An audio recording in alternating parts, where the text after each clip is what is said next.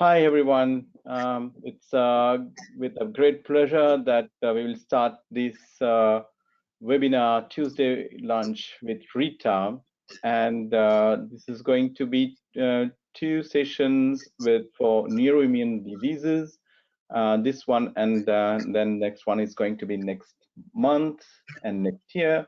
So today talk is going to be on immunomechanism in antibody-mediated central nervous system disorders. And it's with great pleasure that I want to introduce 2 great speakers who are Romain Marignier, Professor Romain Marignier, and Margherita Nosadini. And we have also the pleasure to have a patient representative with Elisabetta Lilli, who has just joined us. So Romain Marignier is a professor of neurology. He's based in Lyon.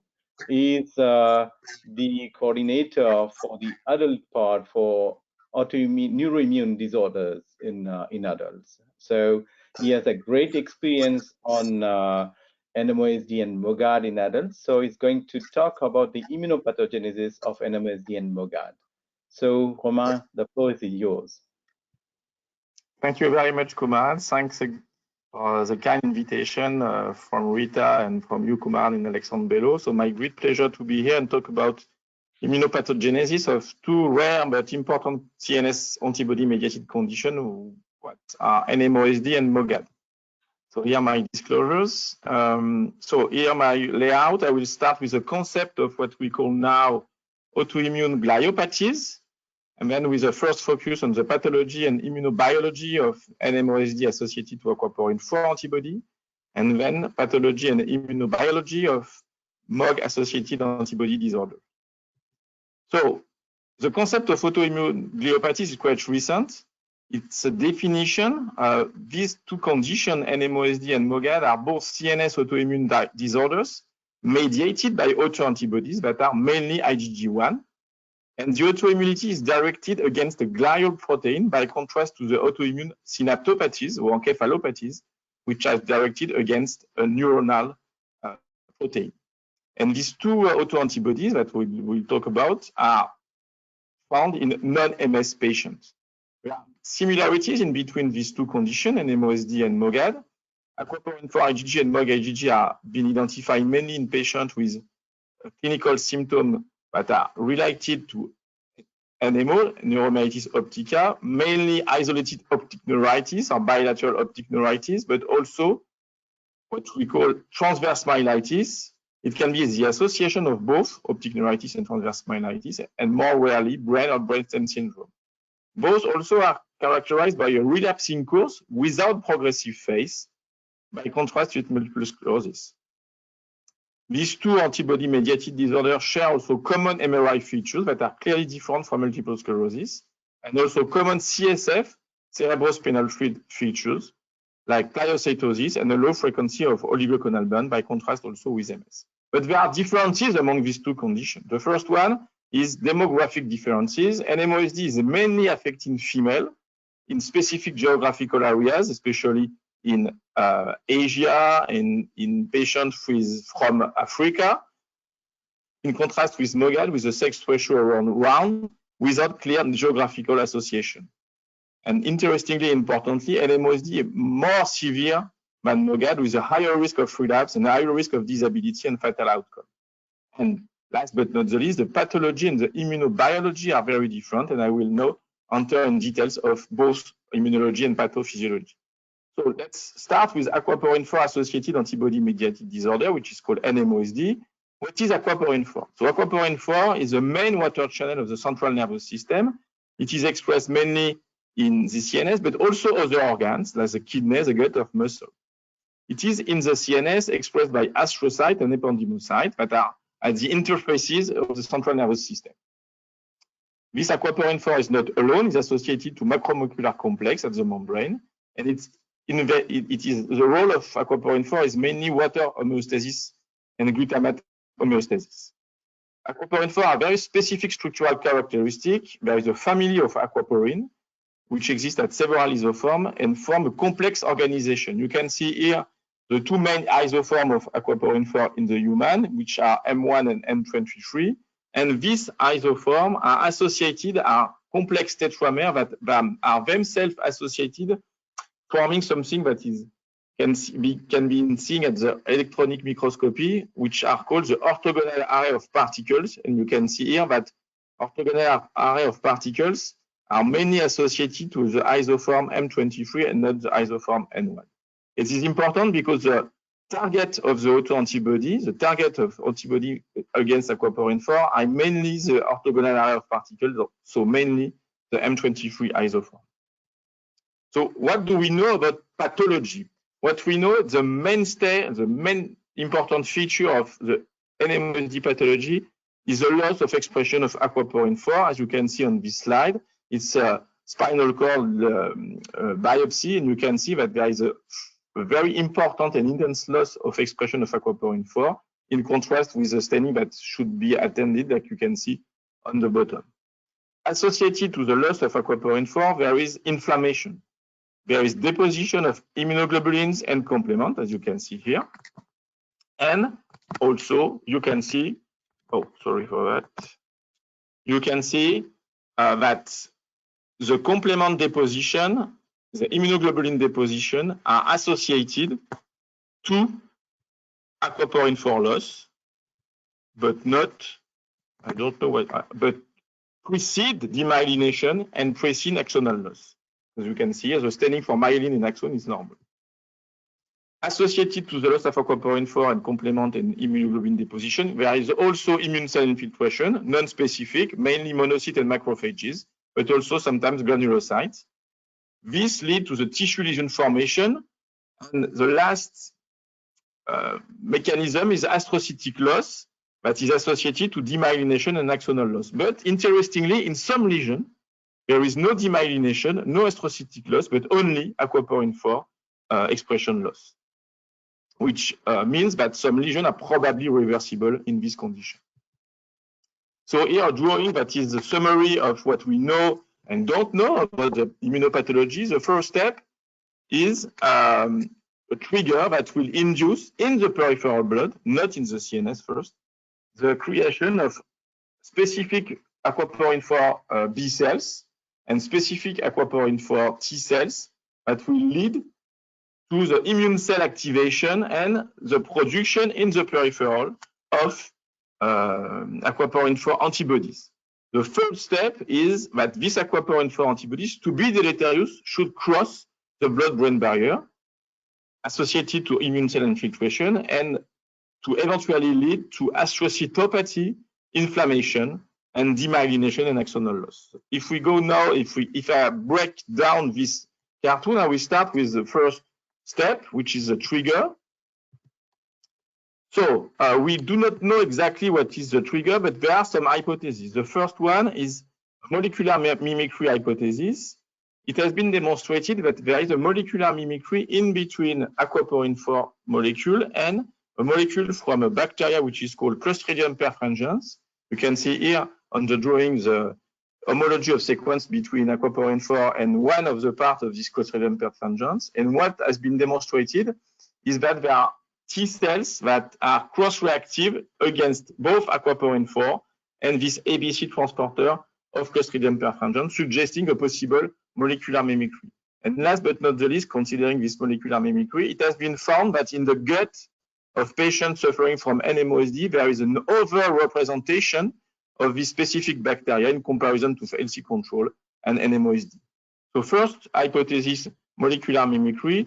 Second hypothesis, a dysregulation of a very specific group of T cells, which are called the T follicular helper cells, that express CXCR5, ICOS, PD1, and so on. We know that this T cells has been already associated to several auto-antibody conditions like lupus, like Sjögren, and in NMOSD, it has been demonstrated that they are upregulated and activated. As you can see here, there's an upregulation of the T follicular helper cells with a profile, pro-inflammatory profile, IL-21 especially, and also TF17. So first step, the trigger. Second step, the activation in the peripheral blood of immune cells. So why we can say that? Because we know that aquaporin 4 are more frequently identified in the serum than in the CSF. We also know that aquaporin 4 specific B and T cells has been identified in the blood of this patient. And also it has been demonstrated that TFH are necessary to the production of aquaporin 4 antibody. So if we look at the profile of aquaporin 4 T cells, they are present mainly in NMOSD patients and very rarely in NLT control. And when they are present, they are Th17 polarized. We also, when we look at the cytokine profile inside the CNS, we can see that there is an upregulation of pro-inflammatory cytokines inside the CSF, IL-6 and GM-CSF, that are pro-inflammatory, and so there is a that favors the immune cell infiltration. Another explanation for the immune cell infiltration is an alteration of the gliovascular unit. The gliovascular unit is the interrelationship in between endothelial cell and astrocyte, and we have demonstrated with other groups that this gliovascular unit is leaky in the context of NMOSD. Leaky because there is an alteration of the morphology of the gliovascular unit in between astrocyte and endothelial cell. There are also an alteration, specifically alteration of this endothelial cell, that we lose what we call the tight junction that are important for preserving the permeability of the barrier. And there are also something very interesting that is not specific to NMOSD, but we can find some auto-antibodies, other auto-antibodies, again, GRP78, that are expressed by endothelial cell. And when these auto-antibodies are present, there is an opening of the BBB. So there is at least three main explanations for an opening of the BBB linked to the alteration of the gliovascular unit. Another also explanation for this entering of antibodies and immune cells in the CNF is what we call the circumventricular organs. There are few circumventricular organs in the central nervous system, but they are characterized by a leaky blood-brain barrier, favoring the entering into the CNS of antibodies and so on. And we know that one of these circumventricular organs, which is called area postrema, is directly targeted by the autoantibody because it expresses a high level of aquaporin 4. So now what about the final lesion formation, which is astrocytopathy and inflammation? We know there is a role for complement activation in this disorder. It has been demonstrated either in vitro and in vivo with deposition of complement and activation of complement induced by the autoantibody. We also know that there is an important role of immune cell activation in the lesion formation, especially eosinophiles.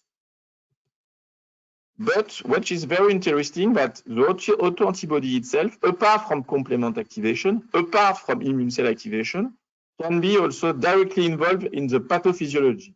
It has been demonstrated that aquaporin 4 antibody induce a modification, apart from immunoactive pathway, a modification of astrocyte. You can see on animal models a downregulation of the expression of aquaporin 4 by astrocyte after the contact with aquaporin 4 IgG, which induce a modification of astrocyte function on the water balance, you can see on the left, but also on the glutamate balance.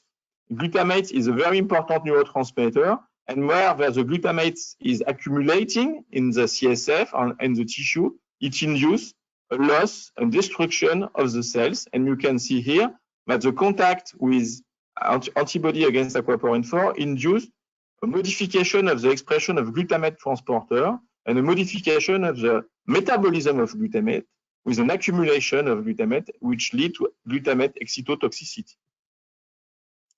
And this astrocytopathy is directly associated to demyelination.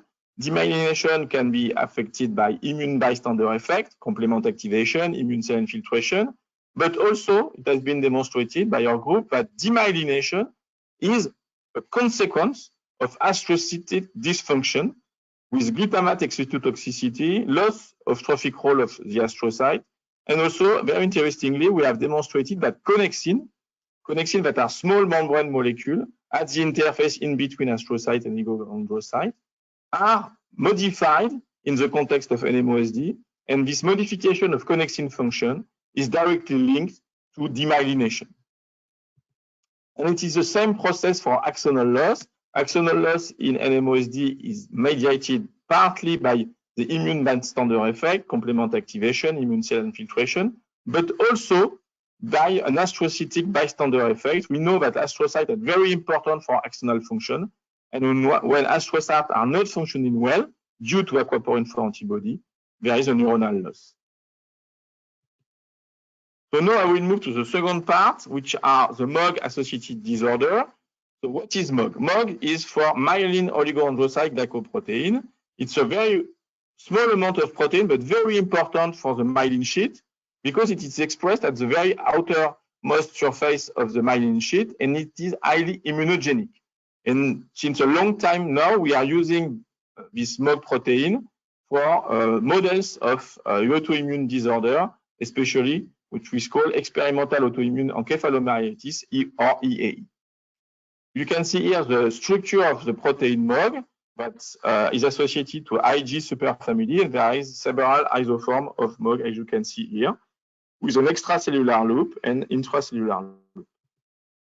So here, what we know about pathology of MOGAD, we do not know so much, to be honest, about pathology of MOGAD, but we can see, and you can see here, that there is demyelination, which is quite normal in the context of a protein of the myelin. There is also perivenular immune cell infiltration, but there is no chronic expanding demyelination lesion, as we can find in MS. There are also cortical demyelination, but with a specific loss of MOG protein without loss of other myelin protein, as you can see on this picture. There are also associated immune cell infiltration, mainly CD4 and not CD8, by contrast with MS, and also some B cells. And what is very important, by contrast with NMOSD, there is no alteration of astrocyte. There is no astrocytic loss, and at start, there is no axonal loss. Regarding complement deposition, it is a bit controversial. In this very nice paper from a Japanese group, we are not able to find any complement deposition. By contrast with a more recent publication from the Austrian group that found out that complement deposition is quite frequent, finally, in the context of MOGAD. So what do we know about immunopathology? We know nothing, or quite nothing, but we have some hypotheses. As in mirror to what we know of NMOSD, there is a trigger in the periphery, and I will enter in detail about what can be this trigger. Then after, there is immune activation also in the blood. Third step is the entrance of these auto-antibodies and immune cell in the CNS, and lastly, demyelination and inflammation. So what about the trigger? So the trigger is not well known, but there are some hypotheses. The first one is also an infectious trigger, because we know that from clinical and demographic study that there is a frequent infectious prodrome in patients suffering from MOGAD, especially in children. I think probably Margherita will talk about it later. But we have not been able to find a specific germ associated to MOGAD. We found sometimes an infection with HIV or SARS-CoV-2. Okay. The second step is activation in the peripheral component, immune component, because we know that MOG and IgG are mainly found in the blood and not in the CSF. We also have been able to find that some specific MOG B cells in the blood, and we also know that MOG are mainly IgG1, so there is a need for TFH activation. Regarding the mechanism of entrance on B cells in the CNS, we do not know really, but we know that there is, when we look at the profile of the CSF, it is a pro-inflammatory profile with an upper activation and number of interferon gamma, TNF alpha, or IL-17, and there are also a high level of B cell-related cytokines. So what about the mechanism itself of demyelination?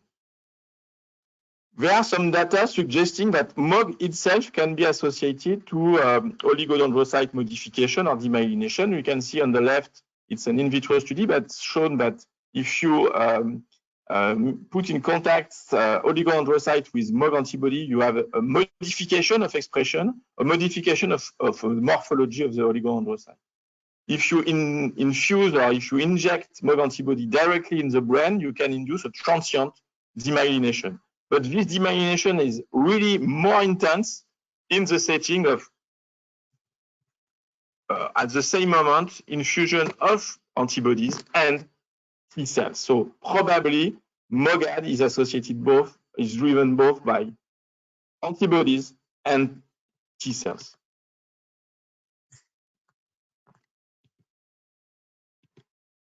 What about complement activation? It's a matter of debate. There are some data pros and some data cons, so it's difficult to conclude.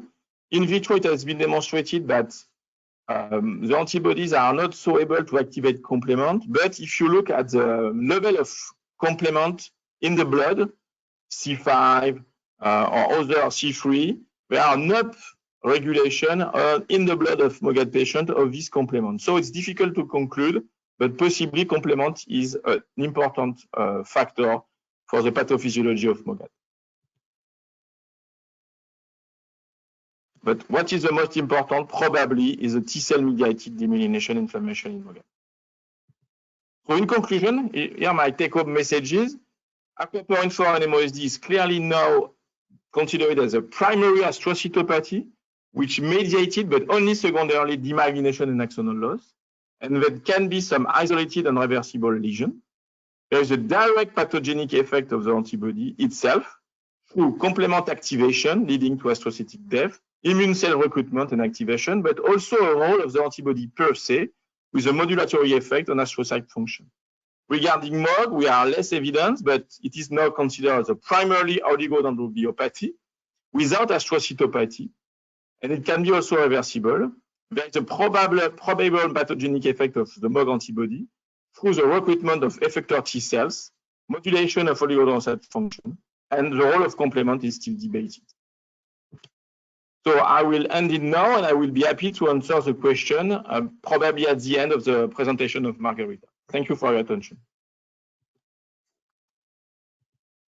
Thank you very much, Romain. And it's with very great pleasure also I wanted to introduce Dr. Margherita Nosadini, who is a clinician pediatric neurologist and a clinician and researcher on neuroimmune diseases, many neuroimmune diseases, and she has also a great experience on NMOSD and MOGAD in children. She's going to talk about the clinical part, specifically in children. So I'm really pleased to introduce her. Margherita, the floor is for you. Good morning. Can you see my screen now? Yes. Okay, great. So I'm going to talk about age-specific features of these disorders in children, starting with MOG-associated disorders in children. So this affects female and male patients equally, similar to adults, only with a slight preponderance of females in older children. It's overall a rare disorder, but incident in pediatric patients is similar, or in some studies reported even higher to adults. How about MOG antibodies in acquired demyelinating syndromes in children? MOG antibodies are detected in about a third of children with acquired demyelinating syndromes. And this has been consistently reported in different cohorts. And the frequency of MOG-associated disorders is phenotype dependent. In children with ADEM phenotype, MOG antibodies are detected in over half of patients, in children with optic neuritis in about 40%, and in children with transverse myelitis, MOG antibodies are detected in about 18% of patients. What are the most frequent phenotypes in children? ADEM is the most frequent phenotypes in pediatric age at onset and during the disease course. And this has been consistently reported in different cohorts. And this is a pooled cohort putting together French, Sri Lankan, Dutch cohorts, where you can see that ADEM and attacks with mostly brain lesions predominate in children, whereas optic neuritis are the most frequent phenotype in adults. But not all children are the same, and the clinical presentation varies even within the pediatric age according to the age. So in younger children, ADEM attacks involving mostly the brain predominate, as you can see here from the yellow dot on the diagram, where each dot is an attack, onset attack or relapses, whereas in older children, optic neuritis attacks predominate. What are the features specific of MOG-positive ADEM compared to MOG-negative ADEM in children? So children with the MOG-positive ADEM have been reported to have more frequent spinal cord involvement compared to MOG antibody-negative children, and a higher risk of long-term cognitive impairment and higher risk of post-ADEM epilepsy. Moving on to optic neuritis, which is the most frequent phenotype in children. In general, we know that optic neuritis in children can be more difficult to detect compared to adults due to difficulty verbalizing visual loss, dyschromatopsia, or difficulty differentiating orbital pain from headache in children compared to adults. So there can often be a diagnostic delay.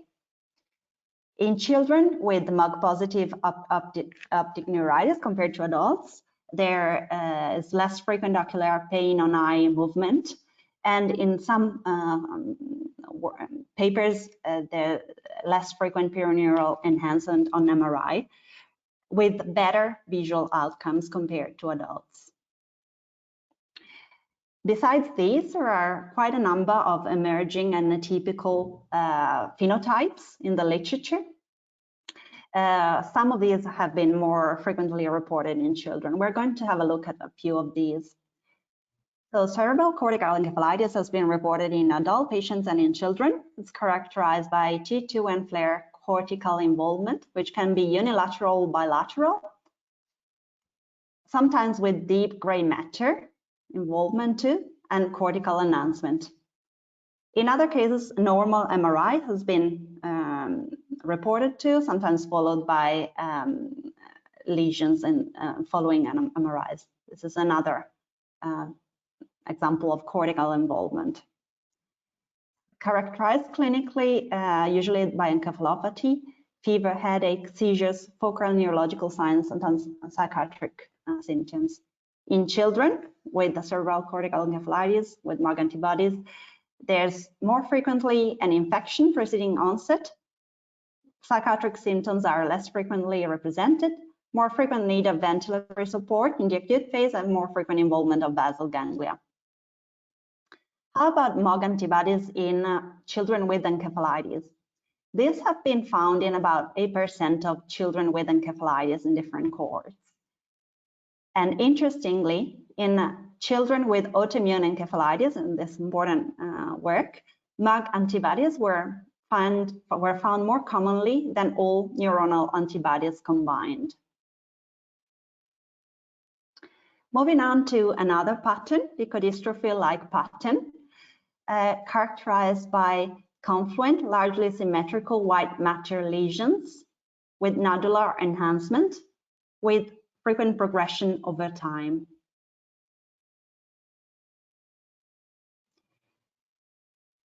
This is characterized by encephalopathy, ataxia, optic neuritis, seizures.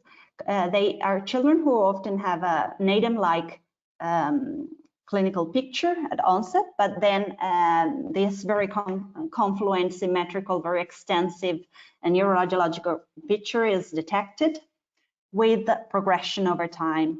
It's usually very young children, mostly 3 to 4 years, very, very young children, mostly described only in children.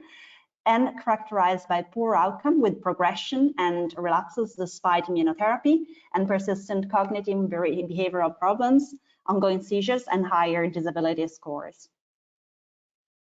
Intracranial hypertension has been described in a number of patients with MOGAD, most frequently associated with an ADEM phenotype.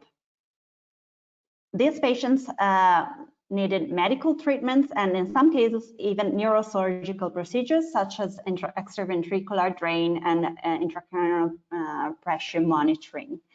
And this finding of intracranial hypertension was associated with higher disability, higher severity score in the acute phase, and higher disability at follow-up, mostly associated with ADEM or cortical encephalitis pictures or leukodystrophy-like patterns.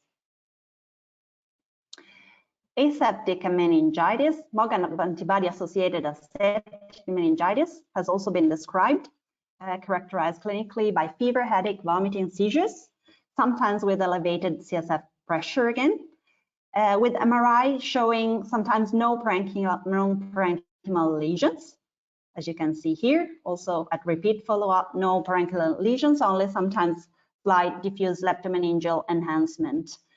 Whereas MRI is negative, followed by lesion accruals with, for example, with an ADEM pattern. Diagnostic criteria in children are the recently proposed 2023 diagnostic criteria. And as regards treatment, in 2020, a European pediatric MOG consortium proposed a consensus on treatment of pediatric MOGAD, which is organized in an acute treatment and maintenance treatments. Acute treatment is with methylprednisolone, followed by steroid tapering. And in case of inadequate improvement, this treatment can be associated with IVIG and or plasma exchange. And this is it in case of a monophasic disease with adequate improvement. Whereas maintenance treatment is used in case of relapse. Here, a multi-step escalation treatment scheme is suggested, starting with mycophenolate or azathioprine, or rituximab or IVIG. So in case of relapse on, for example, during MMF or azathioprine, then a switch to another treatment is suggested, for example, to rituximab or IVIG. Then again, in case of relapse, then it's suggested to combine rituximab and IVIG. And in case of further relapse, rituximab and IVIG and maintenance oral prednisone should be combined. So clinical relapse is the main indication for maintenance treatment, but there are other indications. For example, in a patient who only had one episode, so monophasic disease, but with poor recovery from the initial event, then maintenance treatment should be considered because new disease activity can be devastating in this case. On the other hand, there are exceptions. So in case of relapsing disease, but when relapses are far apart from each other and there's been a good recovery, then the indication to immune therapy can be discussed individually. The consensus also allows for the escalation of maintenance treatment and cessation after stability for about 2 years.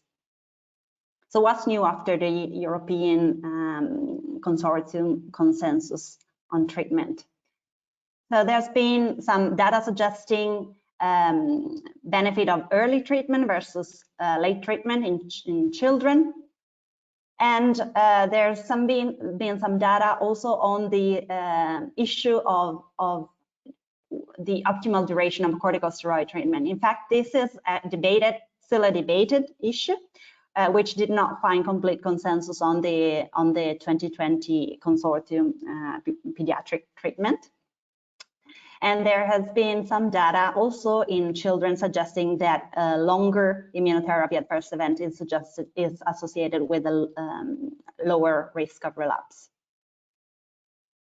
More, there's been some data suggesting a lower efficacy of rituximab in MOGAD-associated disease compared to other conditions such as aquaporin for NMOSD. And on the other hand, some data suggesting good efficacy of maintenance treatment with IVIG for prevention of relapses, also in children. Tocilizumab has also been used lately in a limited number of cases, also in children, in case of refractory disease,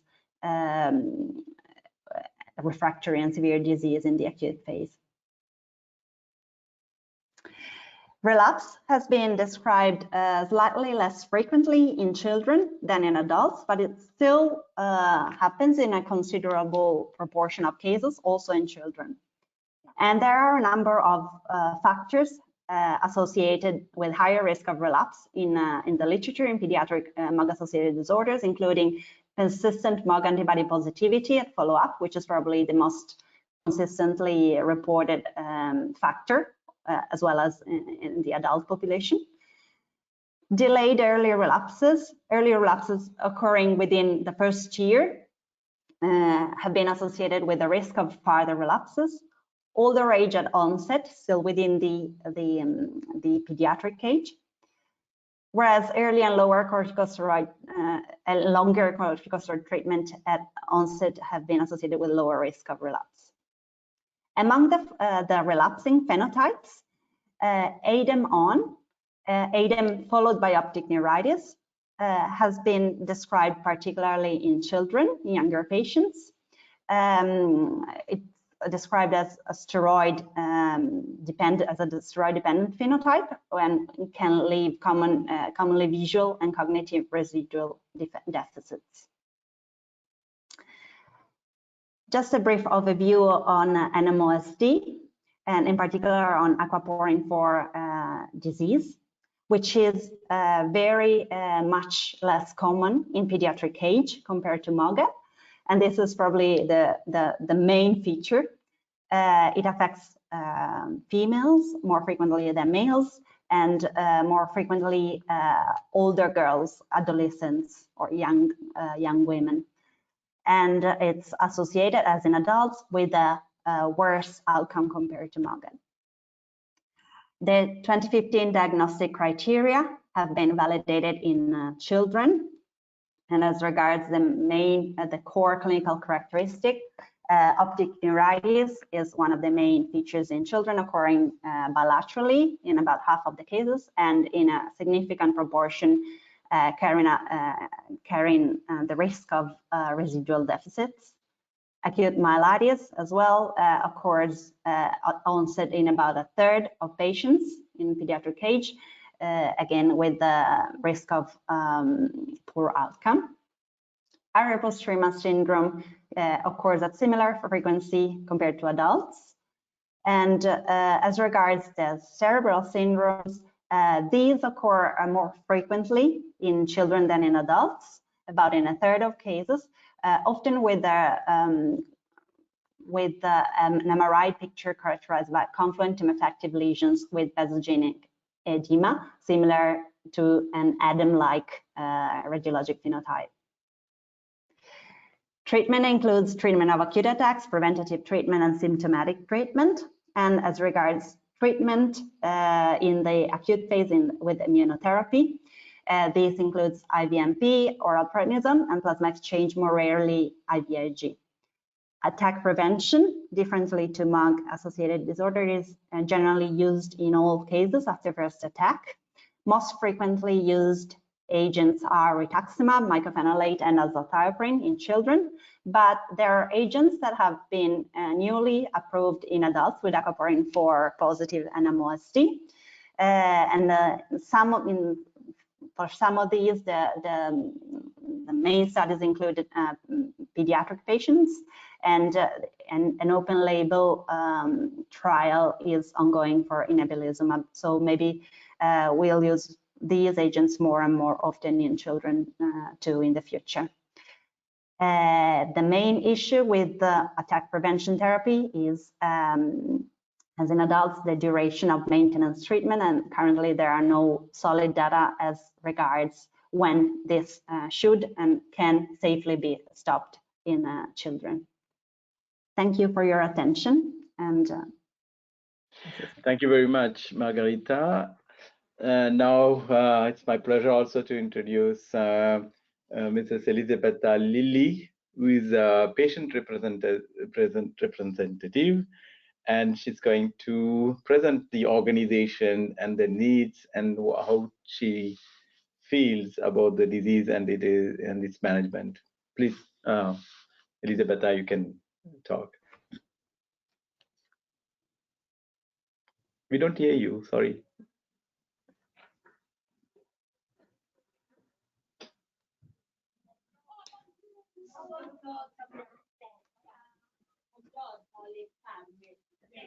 No, we can't hear you. I think it's your microphone is activated. Elisabetta, you need to activate your microphone in the audio section. You'll be able to do this. The toolbar. Able to activate it. You're welcome.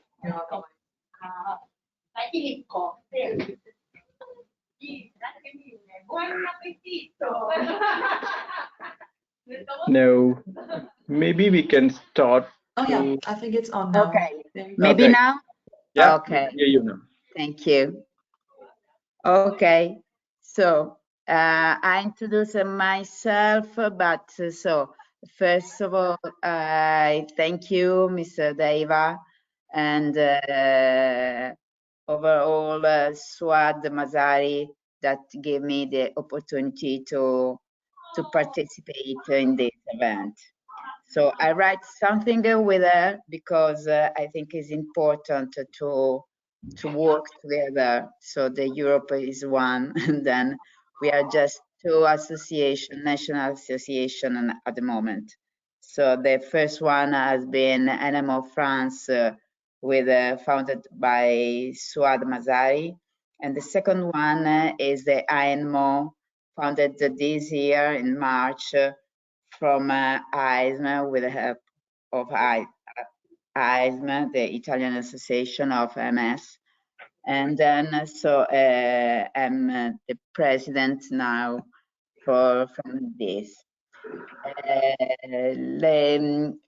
Representative of healthcare system user, we believe that the perspective and viewpoint of patient association is crucial. Patients have a deep understanding of their illness, also because it's rare. And as an association, we gather and process information to propose action that can improve the quality of life on patient care. By collaborating in Europe, we can all be helpful and provide more context need to be taken. On European project at the political level. At the same time, we continue to work locally in each of our country, considering the unique specificities of each European country. This approach allowed us to better understand and guide patients, recognizing that there is still progress to be made in each country. Together, we can achieve this advancement.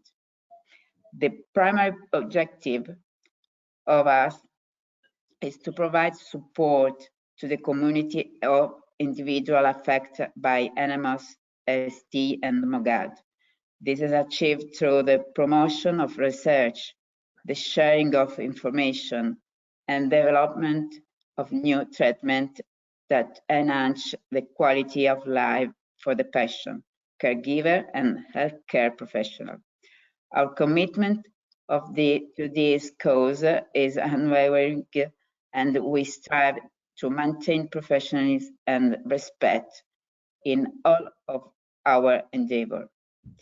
Our mission is clear: to provide unwavering support and guidance for patients grappling with NMOSD and MOGAD, in close collaboration with our esteemed counterpart, such as NMO France, We are actively shaping initiatives across Europe. And then I thank you again, Souad, to share with us her experience. The patient's perspective, advocate, and association like ours are paramount. We understand the intricacy of this disease, and our role is to aggregate and analyze information. To this, we formulate impactful strategy that not only enhance the quality of life for patients, but also foster better healthcare practice. Collaborating on a European scale is pivotal. It enables us to engage in political dialogue, address challenge, and proper initiatives that benefit patients at a broader level.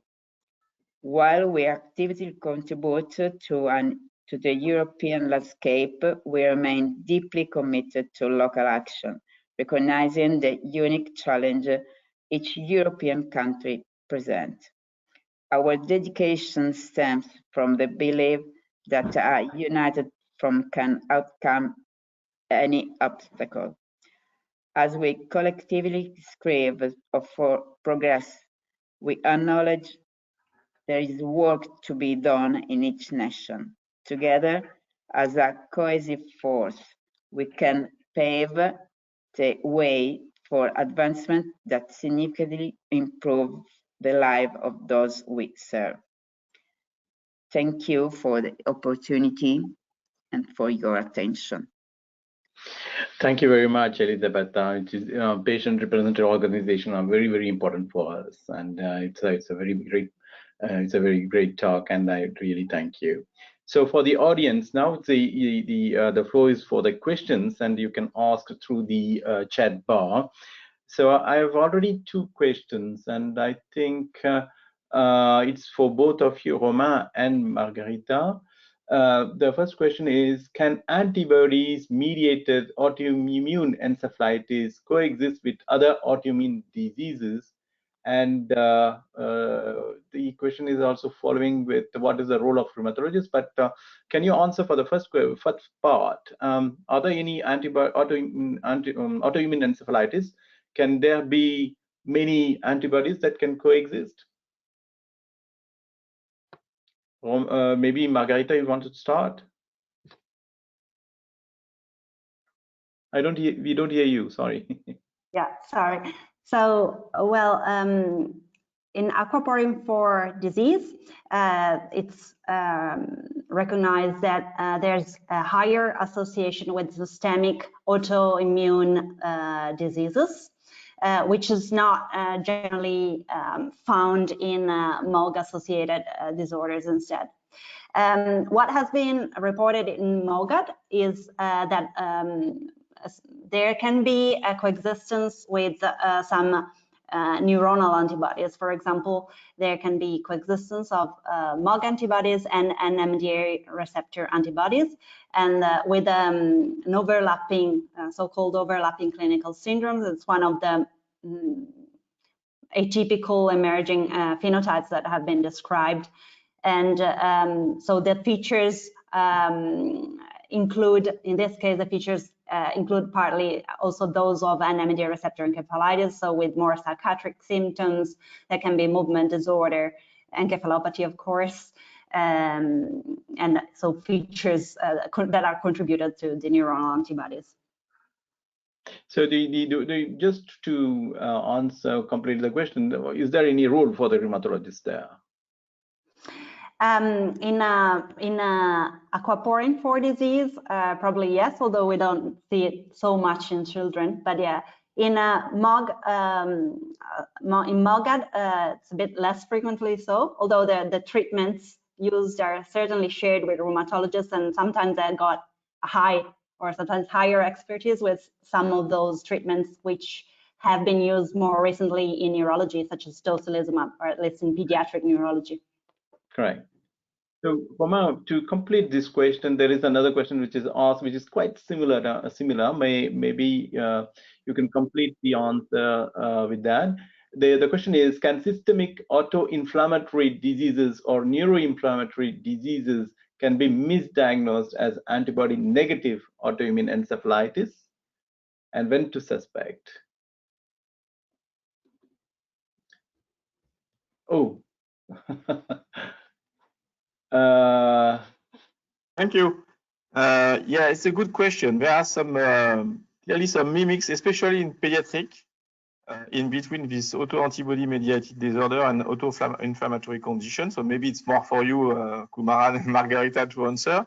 But yes, in the clinical presentation, myelitis, optic neuritis, and much awful ADEM, sometimes it can be associated to auto-inflammatory condition. So I would say, do not forget, when you are in the world of neurology, that thinking about this auto-inflammatory disorder and systemic disorder, but the other way around for rheumatologists, when you have a systemic condition with optic neuritis, a systemic condition with myelitis, do not forget to test with aquaporin 4 antibody and MOG, because for a long time we were considering that myelitis were quite frequent in the setting of lupus, but we do know now that myelitis in the setting of lupus is most of the time a comorbidities, lupus plus NMOSD aquaporin 4 IgG. So really test your patient in the setting of myelitis and optic neuritis for this autoantibody.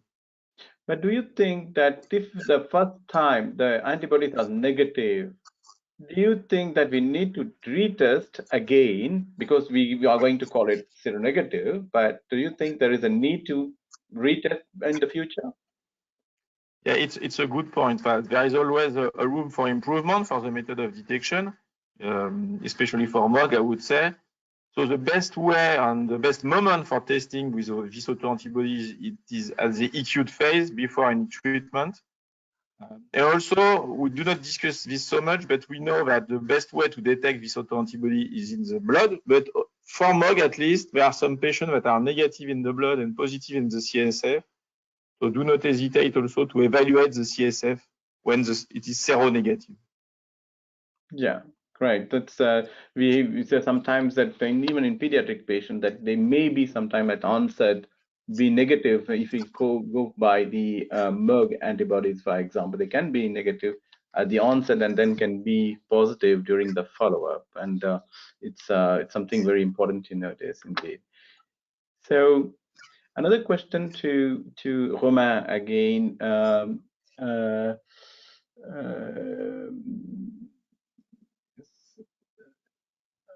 Okay, so there is a comment more than a question, I think, for about what we are saying. And my question is, Romain, you said that the main hypothesis for the autoimmune diseases and particularly for AQP4 was the molecular mimicry. And don't you think, and now I'm shifting to the MOGAD patients mainly, and the MOGAD immunopathology, don't you think that that it can be also something that is triggered in the brain and then activate in the periphery, which is called the inside-out theory? Do you think that it's possible even for AQP4? Yeah, it's a nice theory. I think it may be more dealing with MOG, because for aquaporin 4 we can also hypothesize that, as we know that aquaporin 4 is also expressed in the lung, but there is a first activation in the lung of the autoimmune pathomechanism, and then after in the CNS. Probably, as you said, it can be or should be the other way around for MOG, because we frequently have like a trigger with an injury in the CNS, and then after MOG antibody appears. So you're right. I don't know if we will find out at the end a specific trigger, or there are possibly different triggers. Some are infectious, some are possibly non-infectious. But yes, this theory is very, very interesting. Yeah. Margherita, for you then, I'm just looking if there are other questions on the chat board. And you said that the timing of the treatment, I mean the delay of the treatment duration more than delay for AQP4 or even MOGAD in a chronic phase. So how would you decide when to stop the treatment? So of course there is the EU consensus for, as you say, for EU consensus for the MOGAD patient. So why would it be different between MOGAD and AQP4? And could you explain that? I know, of course, but for the people who are online, and why would you hesitate for AQP4? And if you have any idea if it's an AQP4, when would you stop in children? Thank you. This is a very crucial point indeed. So the main difference is that aquaporin 4 disease is characterized by a really high tendency to relapse chronically, and each relapse carries the risk of permanent neurological sequelae, especially as regards the optic nerve and the spine, which is a little bit less so with the MOGAD. It's definitely less characterized by a tendency to relapse, and the outcome is much better. So there's a much better recovery, definitely better recovery.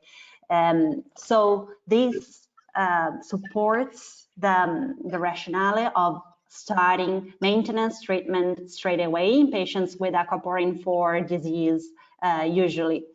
Of course, they're just exactly to prevent relapses because they can carry the risk of permanent neurological deficits.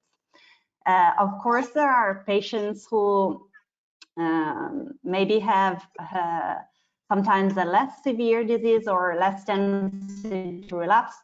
So it's a bit of a fine line, a balance that you don't know until you stop the treatment. And the data is very limited to provide a rationale for when to stop the treatment. Clinical elements that might help are the severity of the acute attack and the possibility of earlier relapses, of course. So in case of a very severe first attack, of inadequate improvement or early relapses, these are all factors that should lead to continuing immune suppression, because additional relapses might have permanent sequelae that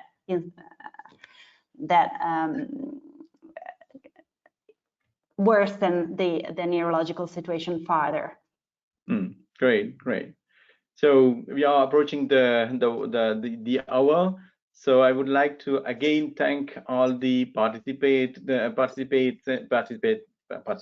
and the all the presentators, and thank you again, and let's meet again for our next lunch with Rita then.